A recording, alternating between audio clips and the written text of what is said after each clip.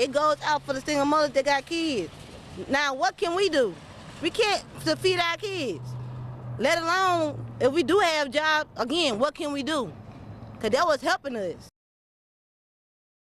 If Democrats continue to hold Americans hostage, there will not be enough funds to provide SNAP benefits for more than 40 million Americans on November 1st. That is next week. The administration would absolutely support that legislation. We hope that it would come over the finish line. But the bill that will get everyone paid and put everyone back to work is the clean continuing resolution. That's what the president and Republicans want to see.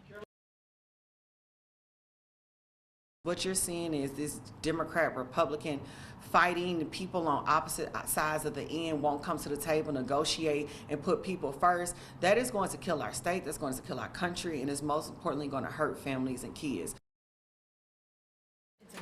Millions of Americans are at risk of losing critical benefits that help them cover grocery expenses and formula for babies. They don't get paid livable wages, and so their budget is the difference between them being able to pay their rent, being able to pay childcare, car insurance. Gina Platanino is the acting director for the Supplemental Nutrition Assistance Program known as SNAP at the Food Research and Action Center, an advocacy group.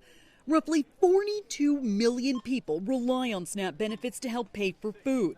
The U.S. Department of Agriculture says SNAP has about $6 billion in a contingency fund, but November SNAP benefits are expected to total $8 billion. The other federally funded program impacted is WIC, Women, Infant, and Children, which provides financial assistance to more than 6 million pregnant women, new moms, and children up to the age of 5. The rising food costs are squeezing families. Formula is so expensive, and without having access to WIC benefits, folks are going to have to decide what to do in terms of feeding their baby and feeding their family.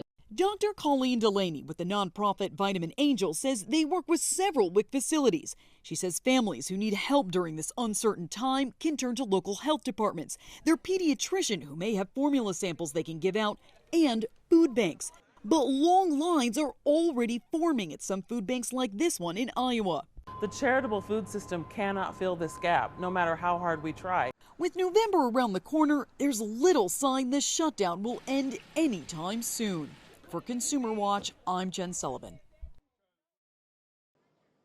Consumer prices for a range of goods rose at their fastest pace of 2025 during September, according to the Consumer Price Index report from the Bureau of Labor Statistics.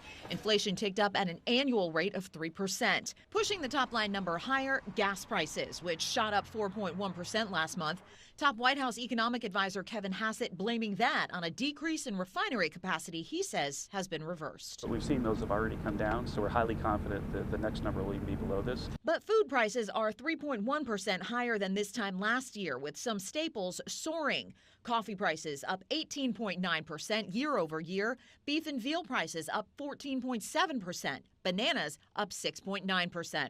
Some retailers say they're trying to hold prices down to keep consumers coming back. We're really trying to hold prices because when prices go up, nobody wins. Meanwhile, many federal workers missed their first paycheck Friday because of the government shutdown, which is also putting November's SNAP benefits for roughly 42 million Americans at risk. It will make us, people like myself and other individuals, have to make that hard choice. Are we going to put food on the table or have proper health care? The government inflation data release was prompted by a government deadline to make cost of living adjustments for 2026 Social Security payments, and retirees will see a 2.8% bump in their benefits next year.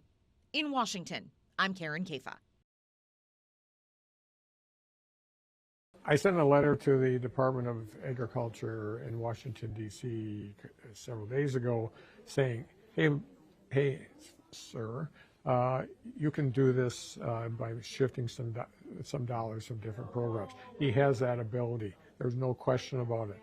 This is a federal program. They should do it, and they can do it without any legislators saying let's do it. They don't have to have people they don't have to bring people back in to pass a law. They have the money. They can do it. That's the way it should happen.